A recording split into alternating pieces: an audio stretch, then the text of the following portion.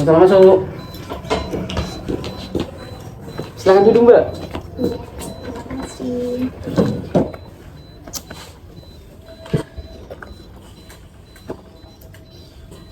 Udah dari tadi nunggu atau gimana, Mbak?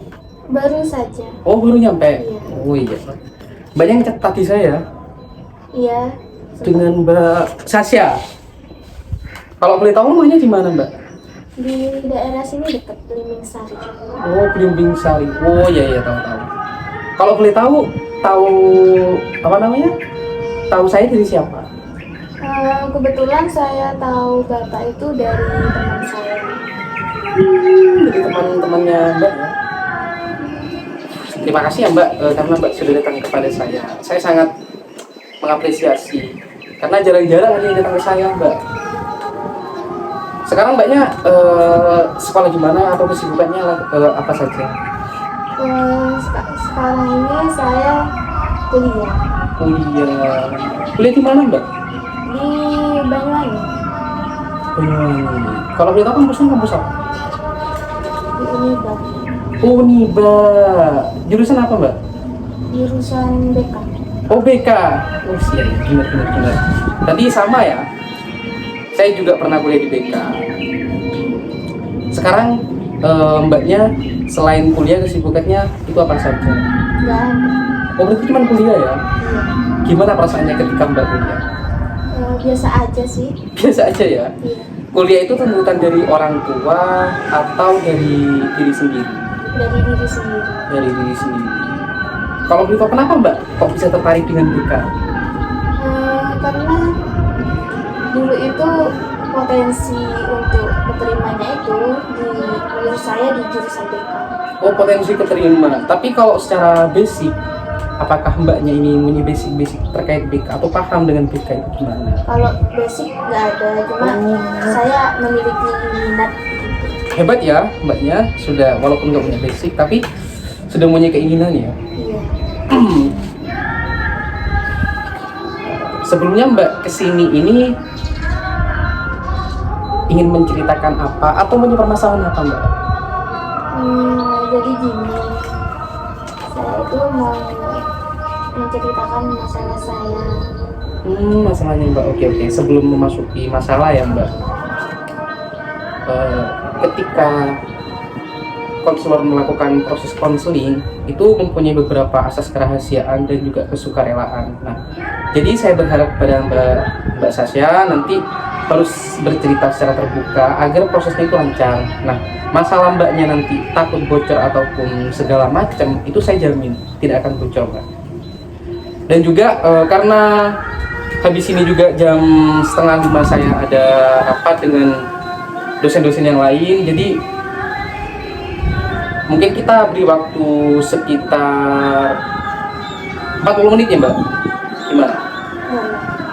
Cukup 40 menit? Oke. Sekarang kalau boleh tahu permasalahan Mbak yang dialami Mbak sekarang permasalahan seperti apa Mbak? Saya tuh sampai saat ini masih sering merasa saya tuh tidak bisa mempercayai orang lain. Tidak bisa mempercayai orang lain ya? Dan itu sangat mengganggu saya sekali. Karena setiap ada orang baru atau saya dalam lingkungan yang baru, saya itu akan kesulitan dalam berbaur gitulah, karena dari saya sendiri cenderung menutup diri. Karena itu tadi saya sulit untuk mempercayai orang lain. Kalau boleh tahu ya Mbak, faktor yang paling melatar belakangi ya Mbaknya punya permasalahan seperti ini apa pertama? Awal mulanya itu dari saya masih kecil, karena kan orang tua saya kan pisah kan, cerai. Nah, itu yang membuat saya kok bisa sih suami istri sudah punya anak kok masih bisa cerai. Terus ketika permasalahan Mbak itu kan terkait bagaimana Mbak ini harus percaya kepada orang lain sekarang. Nah, setelah Mbak ini nantinya percaya kepada orang lain, tujuan apa yang akan Mbak lakukan? Ya, saya hanya ingin saya itu merasa nyaman, tidak perlu khawatir atau merasa takut dan sebagainya untuk mengenal orang baru. Kalau dari 1 sampai 10 ya Mbak, yang dirasakan Mbak sekarang ini apa namanya, kurang tidak bisa percaya kepada orang lain itu dari 1 sampai 10 itu di angka berapa Mbak? 8. Untuk berarti termasuk besar ya Mbak? Iya. Oh oke. Nah selain itu apakah pernah Mbak dikecewakan oleh teman-temannya? Kalau saya bukan lebih ke mungkin ke keluarga ya. Kalau Ke keluarga. dari lingkup pertemanan sampai saat ini belum. Cuma saya sering agak merasa kecewa dari faktor keluarga. Berarti agak kecewanya dari faktor keluarga ya. Nah sekarang Mbaknya ini kan lagi kuliah nih. Iya. Nah ketika berada di kampus, Mbaknya sekarang sebenarnya mohon maaf ya Mbak, apakah Mbak tidak mempunyai teman atau mempunyai teman? Karena sekarang saya sudah semester 6 ya. Jadi sudah mulai memiliki teman. Namun di semester 1 sampai semester 2 itu saya tidak memiliki teman. Karena itu tadi saya masih menutup diri dan masih berusaha untuk memilih orang-orang teman-teman ini yang mana sih yang bisa saya percaya gitu. Oke. Paham. Berat ya kalau kayak gitu. Nah kalau dari segi keluarga ya Mbak ini punya berapa saudara? 4 bersaudara. 4 bersaudara. Mbak ini anak keberapa kalau boleh tahu? Kedua. Nah dari emas atau adik-adik Mbak, apakah mereka itu pernah melakukan kekecewaan yang begitu besar kepada Mbak ataupun hanya sebatas keluarga besar seperti ayah dan ibu? Kalau dari saudara tidak, karena saya merasa posisi kita sama. Saya tuh lebih kecewa ke orang tua saya. Oke, ke orang tua ya. Berarti Mbaknya ini merasa trauma karena kejadian di masa lalu yang pernah dialami oleh Mbaknya ya. Nah, sekarang nih dari semester 1 sampai semester 6, Mbaknya tadi bilang bahwasanya di semester 1 sampai semester 3, semester 2 ya. Maaf Mbak.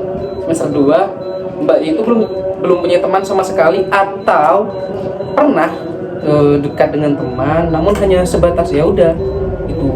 Contoh nih namanya ini Hana. Oh ya udah itu Hana. Ya gitu aja. Atau kenal. Nah, di masa semester 1 dan 2 itu saya sama sekali tidak ada dekat sama siapapun. Cuman ya tahu ini siapa namanya gitu, tahu. Tahu. Sekedar tahu nama aja. Namun untuk dekat itu enggak. Kalau boleh tahu ya Mbak, ketika di posisi seperti itu, Mbak tahu nih dalam satu kelas contoh ada 30 orang. Mbak tahu ke semua nama-nama di mahasiswa di kelas Mbak. Nah, karena Mbak ini hanya sekedar tahu, nah ketika berada di kelas perasaannya seperti apa Mbak? Cenderung merasa seperti gugup, takut juga, karena saya merasa tidak ada orang yang bisa saya percayai dan saya merasa tidak kenal dengan siapapun. Saya cenderung berpikir kalau mereka itu akan menilai jelek terhadap diri saya, di belakang saya begitu. Jadi dari beberapa hal tersebut seperti Mbak takut dikucilkan atau takut tidak ada yang backup dan lain sebagainya. Nah, apakah pernah di posisi seperti itu Mbak itu berusaha melakukan sebagaimana mestinya untuk saya ini bisa mengenal teman-teman? Itu sih mungkin saya tidak berusaha untuk. Okay. Mungkin usaha sedikit Mbak, mungkin gini ya Mbak, orang usaha itu tanpa disadari itu sudah pernah melakukan usaha. Pernah nggak Mbak seperti ini? Oh ini Hana, yang kemarin Mbak hanya tahu Hana ini sebatas Hana saja. Mbak pernah nih scroll IG Hana ini siapa? Rumahnya di mana? Pernah nggak seperti itu? Enggak sih, karena saya kan juga tidak terlalu tertarik ya dengan mereka karena buat apa juga gitu. Oke.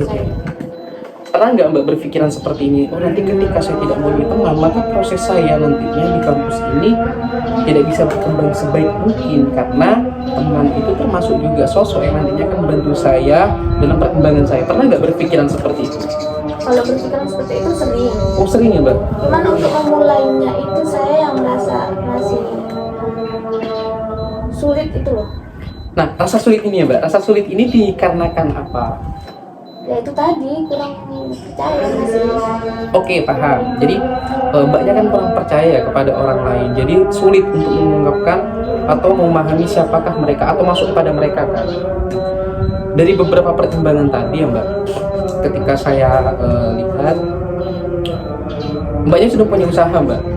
Yang pertama, mbaknya sudah punya pemikiran, ketika saya tidak berteman, maka saya tidak akan bisa berkembang efektif ketika berada di kampus. Nah, hal itu bisa menjadi patokan dasar bagi mbak untuk mbaknya ini berubah. Dari semester 1 sampai semester 2, mbak tidak punya teman. Nah, semester 2 sampai semester 3 gimana mbak? Ya dari itu sudah mulai karena sudah setahun kuliah, jadi sudah mulai mengenal bagaimana kegiatan dia ketika dia di kampus, di kelas. Saya itu melihat mana nih yang saya rasa bisa dipercaya. Dari itu saya mulai berusaha untuk membuka diri dan akhirnya sampai sekarang mendapatkan teman. Sebelumnya mohon maaf ya mbak, kalau boleh tahu kriteria agar teman dapat dipercaya oleh mbak Sasya ini kriteria seperti apa kalau boleh tahu? Kalau saya sih melihat, biasanya itu melihat dari sisi dia itu bisa sefrekuensi apa enggak sama saya. Namun di sini yang saya tekankan itu bukan ke pertemanan ya. Kalau dalam pertemanan insya Allah saya masih lancar-lancar saja lah. Nah, saya itu masih, karena saya traumanya dalam sebuah hubungan pasangan dari orang tua saya, ayah dan ibu saya. Nah, dari itu saya itu merasa kurang percaya setiap ada cowok yang mendekati saya atau jadi saya kurang percaya, tidak bisa seutuhnya menaruh perasaan yang sangat percaya gitu, nggak bisa. Karena itu tadi saya merasa hubungan yang seperti apapun itu belum tentu akan berjalan dengan baik begitu. Oh, berarti dari beberapa yang dikatakan oleh mbak, ternyata titik masalahnya itu bukan masalah pertemanan ya mbak? Iya. Tapi bagaimana mbaknya ini menerima sosok ataupun sosok bisa dikatakan pasangan hidup lah ya mbak, pasangan hidup yang nantinya akan mendampingi mbak ya. Nah, dari beberapa tahun ini ketika mbak sudah beranjak dewasa, itu sudah ada berapa orang yang sudah berusaha meyakinkan mbak, namun hal itu tidak terjakini? Sampai saat ini sih saya kan punya pacar ya. Oh, oke. Nah, dan ini pacar saya pertama kali pacaran. Nah, tapi ya emang benar kita pacaran itu sudah bertahun-tahun, sudah lama. Cuman setiap meskipun sudah lama itu saya masih ada perasaan ragu, perasaan takut nanti bagaimana kalau aku dan dia pisah seperti orang tua aku dulu. Perasaan itu masih ada. Oke, perasaan. Nah, sebenarnya mohon maaf nih kan, kita lebih masuk ke dalam hubungan pribadinya mbak dengan pasangan ya mbak.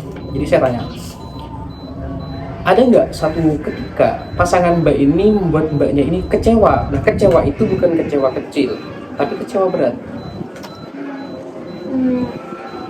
Kalau kecewa yang sangat berat banget itu nggak ada.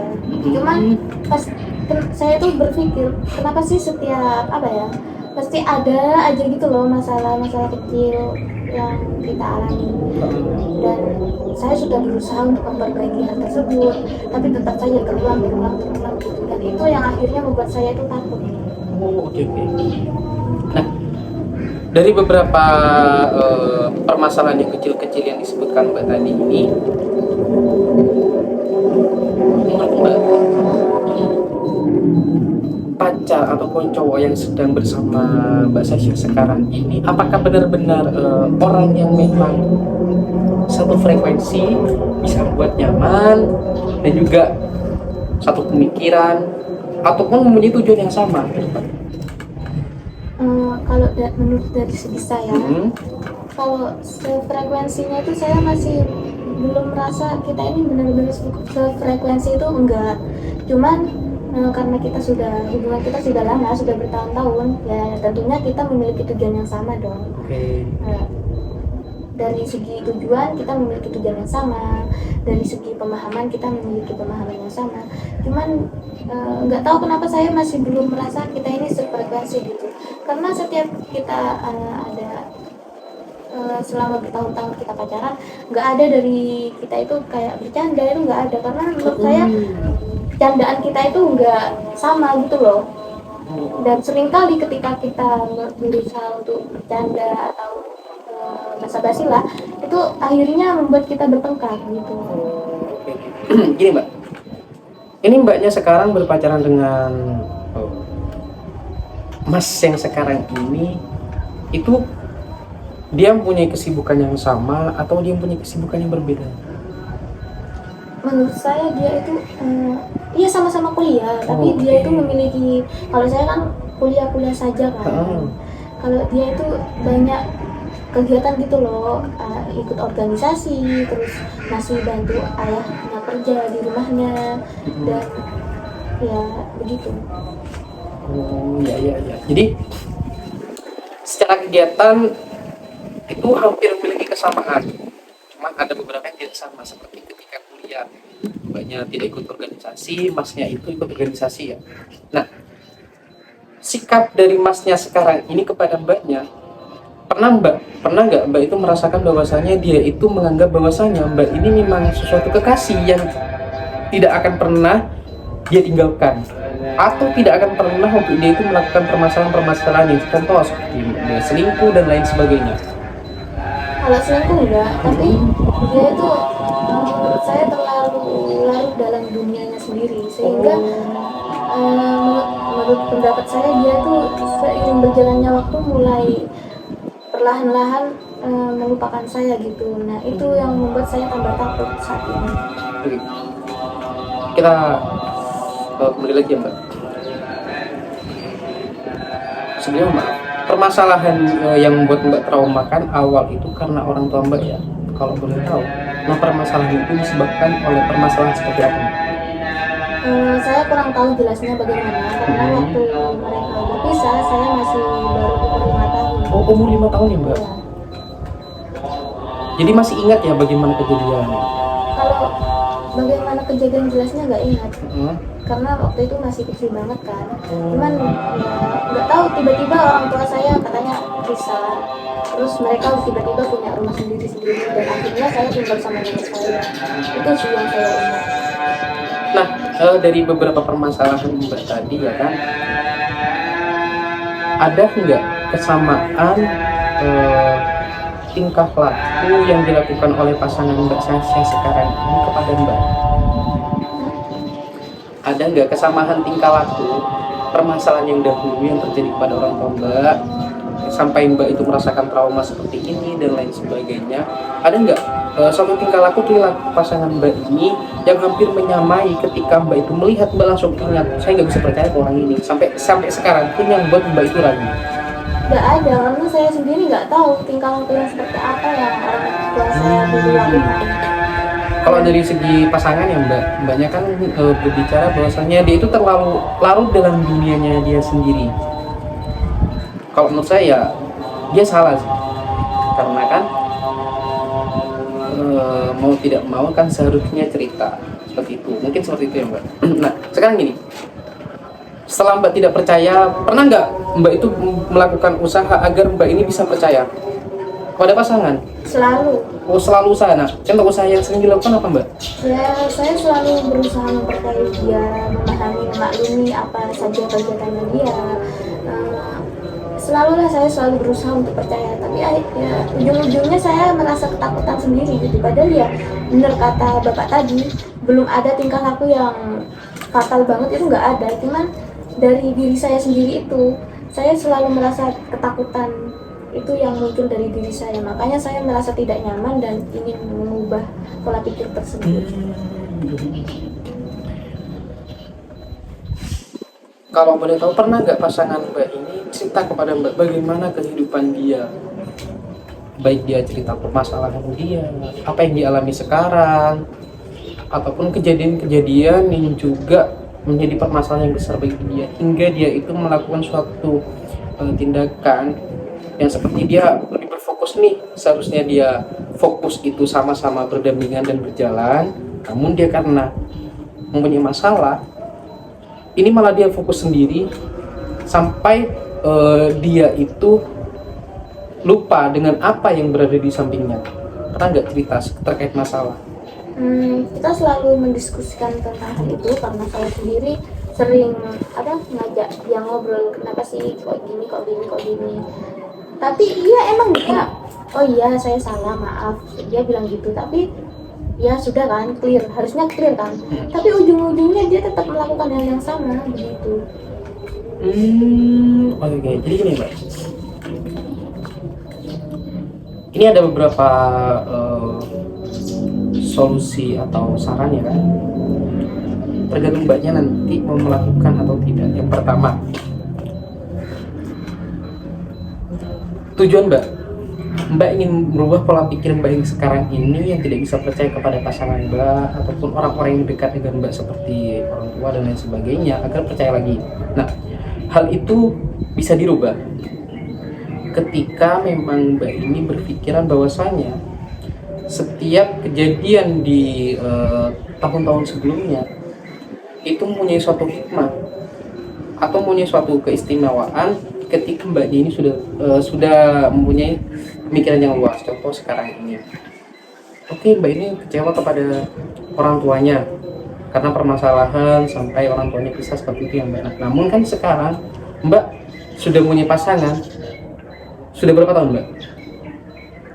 Kurang lebih 5 tahun. Nah, dari kurang lebih 5 tahun. Nah, 5 tahun ini bisa dijadikan suatu patokan bahwasanya pasangan Mbak ini bisa menjadi sosok utama untuk merubah pola pikir Mbak. Bahwasanya semua orang yang pernah menyakiti Mbak itu tidak semua orang sama seperti seseorang yang pernah menyakiti perasaan-perasaan Mbak seperti itu. Nah, yang kedua, Mbak bisa dengan melakukan memahami diri pasangan Mbak, apakah memang dia melakukan seperti itu, dia itu lupa atau tidak. Karena ketika saya lihat dari tadi kan, permasalahan itu muncul satu, kalau saya melihat ya Mbak, itu karena Mbaknya satu tidak punya kesibukan ya kan, ya kan? Banyak punya kesibukan atau tidak? Ya itu kuliah. Nah ya kuliah, selain kuliah Nggak ada. oh nggak ada kan. Nah sedangkan si cowoknya Mbak, dia kuliah, dia juga organisasi, dia juga membantu orang tua ya kan.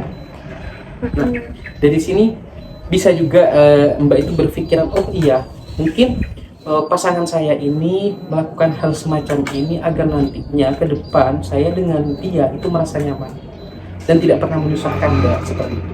Nah ada dua cara itu Mbak. Nah itu tergantung bagaimana Mbak ini mau melakukan. Kira-kira kalau menurut Mbak ya sekarang, dari dua saran tersebut pernah terlintas atau tidak di pikiran Mbak? Saya masih belum paham ya yang Bapak ucapkan tadi itu seperti apa. Yang pertama, Mbak itu bisa menganggap bahwasanya semua orang itu tidak sama seperti orang-orang yang pernah membuat Mbak itu sakit hati yang pertama kan. Contoh pasangan sudah 5 tahun nih, dia tidak pernah memberi kecewaan sesuai kata Mbak tadi, tidak pernah membuat kesalahan yang fatal dan lain sebagainya. Nah yang kedua, Mbak bisa dengan memahami kondisi dia. Nah kondisi itu bisa dijadikan suatu motivasi bahwasanya dia melakukan hal tersebut itu karena nantinya agar dia bisa menyamankan bagaimana Mbak Sasha ini nantinya ketika bersama dia. Seperti itu Mbak. Dari mana Bapak tahu bahwa dia memiliki pemikiran seperti itu? Kan belum tentu juga. Nah ini, saya juga ini seorang laki-laki nih. Dia tahu. Nah jadi ketika seorang laki-laki itu berusaha melakukan sesuatu, apalagi ketika dilihat dari ceritanya Mbak Bella sudah melakukan hubungan 5 tahun ya, dan pasangan Mbak ini tidak pernah melakukan suatu kesalahan yang fatal. Nah dia melakukan suatu perubahan itu atas apa yang pernah ada di dasarnya. Contoh dia berhubungan dengan Mbak Bella selama 5 tahun, makanya ketika berubah, nah ini nanti akan menjadi kenyamanan antara dia dan juga Mbak Bella. Contoh ketika dia sukses dalam organisasinya, dia itu bisa mengenakan, oh ya agar istri saya tidak seperti ini, tidak terjerumus seperti ini, seperti ini, dan seperti ini. Itu Mbak. sampai saat ini saya masih belum pernah berpikiran seperti itu. Eh, ini ya gini, kalau saya emang ya Bapak menyuruh saya untuk mencoba berpikir seperti itu. Oke nih, saya memahami keadaannya, emang nggak ada yang terlalu masalah yang fatal banget. Tapi apa hal itu bisa menjamin saya bisa mengubah pola pikir saya gitu? Apa bisa? Mbak pernah berpikiran nggak seseorang itu mempunyai masa untuk dia itu berpikir? Iya, tentunya. Tentunya iya kan. Nah, dari proses ini Mbak pernah nggak menganalisis bagaimana dari tingkah laku, dari feedback perasaan dari pasangan Mbak sampai dia melakukan tujuan yang begitu dalam sampai dia itu melupakan Mbak? Pernah nggak menganalisis itu? Tidak. Nah, yang pertama, Mbak itu bisa menganalisis dari hal tersebut. Iya. Apakah iya, contoh yang dikatakan saya tadi, dia melakukan hal semacam ini karena agar dia itu bisa enak nantinya ketika bersama Mbak Sasha. Oke. Setelah itu dilakukan, nanti baru Mbak pahami bagaimana pola pikir dia. Itu Mbak. Mungkin untuk itu, untuk sekarang itu saja Mbak, karena ini habis ini saya ada rapat. Dari dua saran tersebut Mbak bisa lakukan. Nah, itu tergantung Mbaknya nanti mau melakukan atau tidak. Nanti kita bisa ketemu lagi ketika masalahnya belum selesai, atau ketika Mbak mau datang ke sini nggak apa-apa. Saya sangat bersyukur karena jarang-jarang orang yang datang ke sini Mbak. Baik. Oh, oke. Oke Mbak, Mbaknya di sini mau mana? Ya, mau pulang. Oh, oke. Sekarang merasa nyaman tidak ketika sudah di proses seperti ini? Mendingan. Oh, mendingan ya. Oke. Semoga nanti dari beberapa solusi yang kita cari bersama bisa menjadi salah satu solusi yang solutif bagi masalahnya Mbak ya. Semoga ya. Ya. Terima kasih. Terima kasih, Pak. Iya Mbak, sama-sama. Hati-hati Mbak.